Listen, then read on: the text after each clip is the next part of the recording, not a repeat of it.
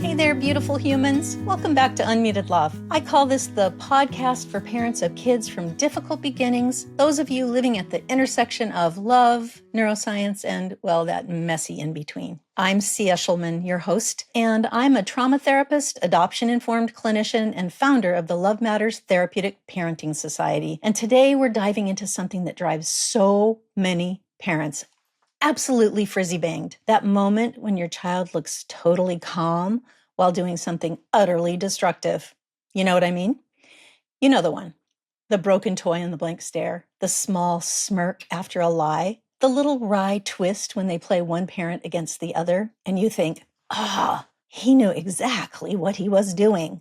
I have thought that so many times, and I have heard that from parents all over the world. And you know what? You're right, but not in the way you think. So let's walk straight into the science of what's really happening when your child's behavior looks calculated, and why underneath the control there's fear, shame, and survival logic so powerful it could probably train a whole bunch of Marines. Let's start by tackling the myth of the manipulative child. Children with complex developmental trauma aren't evildoers, right? They're not evil geniuses or sociopaths, which I know you think sometimes.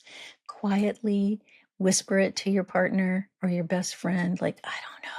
Listen, they're just very efficient survivors. When we say a child is calculating, what we usually mean is they're making choices that seem on purpose, right? Purposeful, cold, or even controlling at the deepest, darkest level. But underneath that, what's happening is something that's much more instrumental. Let's call it instrumental behavior, for lack of a better term. Not emotional flooding, not a meltdown we've all come to understand as dysregulation, but a planned, learned threat management strategy that they operationalize on a regular basis. Often our kids grew up in worlds where adults were unpredictable, scary, or unavailable. And some of our kids experienced abandonment very early on. They just grew up with a nagging internal experience that everyone everywhere is unsafe and everyone everywhere is out to get them.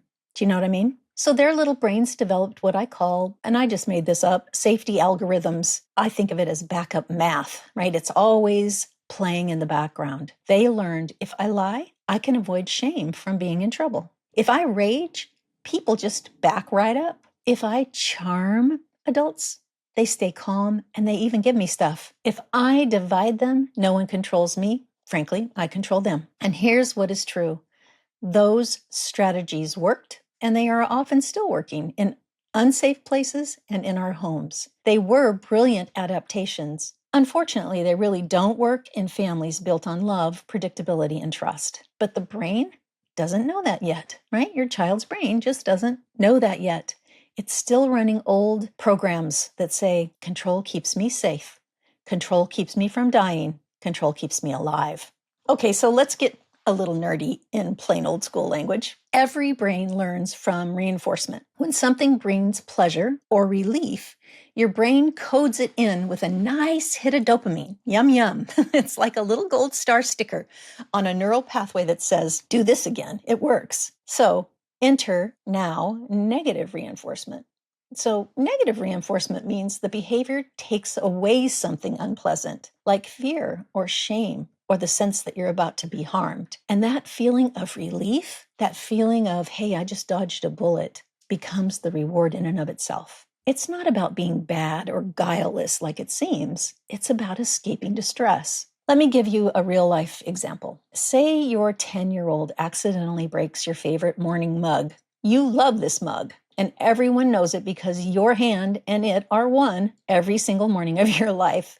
You hear the crash, you hear the smash, and you walk in, eyebrows raised, voice sharp, ready to get somebody in trouble. What happened here? Your child's brain instantly fires the shame alarm. Their heart rate spikes, and the amygdala goes off like a 4-alarm fire. Inside, it sounds something like this to the child. Uh-oh, I'm in big trouble. She's going to kill me. She's going to hate me and kill me. That's it. So your child lies. I don't know what happened.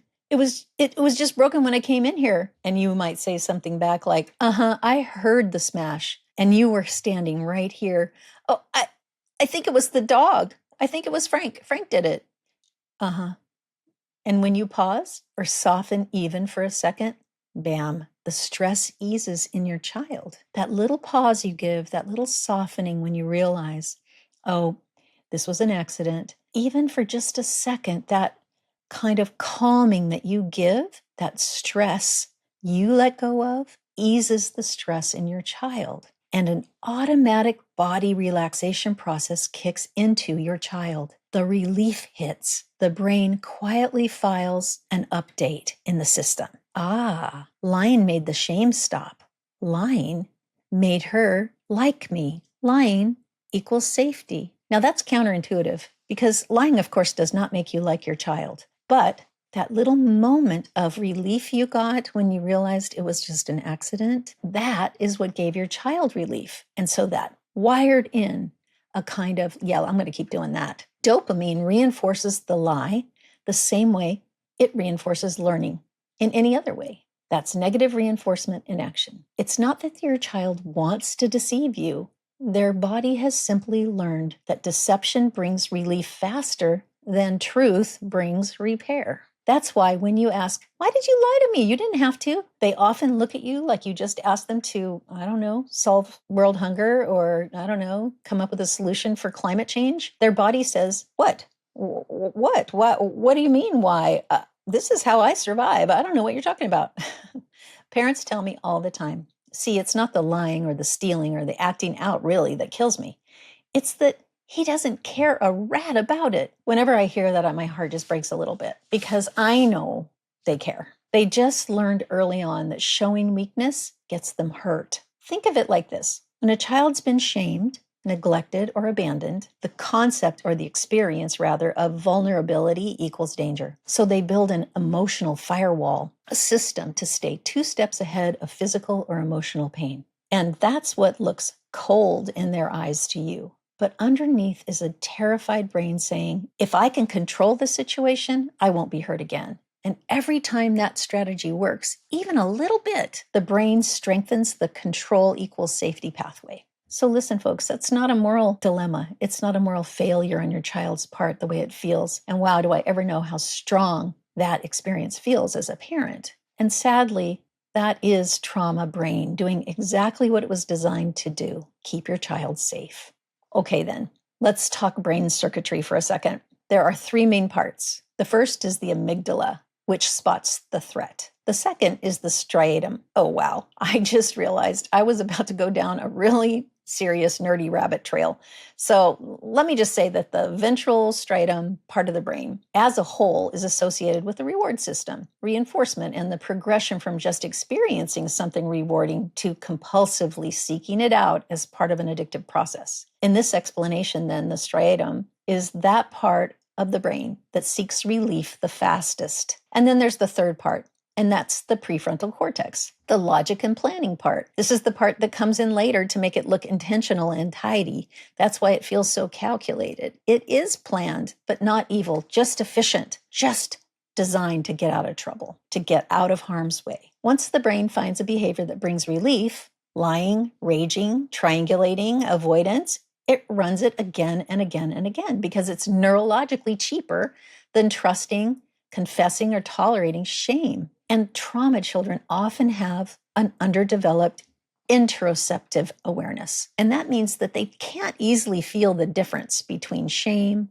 fear, guilt, or embarrassment. All bad feels bad. So the brain's rule is simple. Get out of bad fast. That's why negative behaviors can look so strategic. The body moves before the mind even knows it's doing it. You'll see it in their eyes. Calm, steady, steely, scanning yours for microexpressions. They're running a threat detection and damage control protocol. It's survival, not criminal. Okay, so what do we do to change this unproductive safety algorithm? If the child's brain learned this calculated behavior removes threat, we need to teach the opposite. Connection removes threat. Now, we can say that all day long, connection before correction, connection before correction. I have said that for years, and I know people know what it means, but in practice, I'm not so sure. So here are 5 steps I want you to think about, and they're pretty involved. So you might want to join the VIP parent program subscription so that you can get all the printables, because there's a printable on this in the subscription. You can look at the show notes to find out more about how you can access that. So step 1, remove the old payoff. Don't let the lie, rage, or avoidance work anymore. If lying gets them out of trouble, calmly say, "Hey, thanks for telling me your version. We'll still fix the spill together." The job doesn't go away. The story doesn't control the consequence. The brain starts to see, that didn't work. Step 2, add a new relief path. Teach the child to end distress safely. You can tell them, "Hey, if this feels too big," you can say, "I need to try again," or "I need a reset or a redo. We'll take a breath and you can tell me later." So this is front loading them about how to get a redo from you, and the redo is a relief path. So now asking for help replaces lying for escape. That's how you rewire reinforcement loops, by giving the body a new route to safety. Step 3. I said front loading in step number 2, but I'm going to say it again here in step number 3. Front load agency. What is agency? Well, it's choice, right? It's the ability to choose for yourself. So let them choose. Do you want to clean it up now or after your snack? When kids have a sense of power that's safe, they don't have to, find ways to steal it from you. Step number 4, shame-proof your feedback. Instead of, "Why do you always have to lie to me?" Try this. "Hey, you were scared, huh? Let's try again together." This simple way of talking to your child gives them the felt experience that truth and connection can coexist in the same place. And step number 5, celebrate little micro truths. If your child admits any part of the truth, praise that courage. You can say something like, "You told me part of the story even though it was hard. That's big. Awesome, dude." I've noticed how everybody calls their child dude these days, which is interesting. So I just thought I'd throw it in here, but I don't generally use it myself. That dopamine hit now reinforces honesty instead of avoidance. That's the neuroscience of rewiring. You're literally changing which behaviors trigger relief chemicals in their brain. So let me tell you about 2 kids I've worked with. I changed their names, of course. One is Tyler. He's 9. Tyler used to lie about everything, even the small stuff, especially the small stuff. One day, his mom found an empty candy wrapper under his bed. Now, she had found candy wrappers under his bed for years. There was nothing really new about that. But when she asked him about it, he said, "I don't know who put it there." She almost laughed out loud, and then she felt mad at him, so then she almost lost her temper. But instead, she paused, took a breath, and said, "Looks like someone got hungry. It happens. Want to throw it away?" So no shaming, just calm connection. The next day, Tyler admitted he took it from the Halloween candy bag. "Thanks for telling me," his mom said. "Next time you can just ask." I would love to tell you that this just right in that moment transformed Tyler, and he never lied again. Wouldn't that be great? Oh boy, that's a pipe dream though. It took a full year, if not a little bit more, but eventually Tyler did mostly stop lying. Not because of punishment, but because truth felt safer than lying in his home. His mom managed to make it easy for him to tell the truth, and that calmed the threat system. And I want to tell you about Jada. She's 13. Jada had learned to control every adult in her world. I mean, every single adult. She had adults wrapped around her finger. If you corrected her, she'd triangulate, telling another adult how unfair you were, how mean you are. She kept everyone off balance. Oh boy. Her dad started calling it the chess game. But one day, Dad said gently, "Hey, Jada, when you make me and your teacher disagree, you feel safer, huh?" Jada sort of looked at him like a deer in the headlights. Then she whispered, "Oh, I guess so, yeah. If you're mad at each other, you won't be mad at me, will you?" 13-year-olds can be really smart, don't you think? There it was, the truth of negative reinforcement. Conflict between the 2 adults removed the shame threat from her. Once they named it, Jada was better able to see the pattern herself. Okay, once again, it took quite a while, but awareness broke the loop. That's trauma healing in real time. And it has to happen repeatedly, over and over and over. Don't you get tired of me saying that in these podcasts? I'm always talking about repetition, but that's how kids learn, especially children from difficult beginnings, because they have a hard time hearing. They have a hard time being out of survival brain long enough to learn something. Okay, my peeps, here's what I want you to remember. When your child's behavior feels calculated, It's not about shifty maneuvers of a criminal. It's simply about relief. It's the nervous system saying, I don't trust that connection will keep me safe. I have to manage safety myself with control or with lying or with manipulating or whatever the strategy is. Our job as parents is to gently prove that wrong by staying steady, by keeping consequences really boring and consistent, by separating behavior from worth and goodness, by celebrating truth rather than perfection, and by making connection the fastest route to relief. Because once the brain learns that love ends the threat faster than lying does, eventually it will choose love. Every single time. I promise. Parents, you are doing the work of angels, my dears. You're reparenting a brain that thought it had to raise itself, right? They think they have to raise themselves, and so they're moving around the world like they have to keep themselves safe. And that takes more patience for you than the average saint. But you are doing it. Pat yourself on the back. You do it every single day. If you found today's episode somewhat illuminating about this calculating strategy that kids have, share it with another parent who's tired of feeling manipulated too.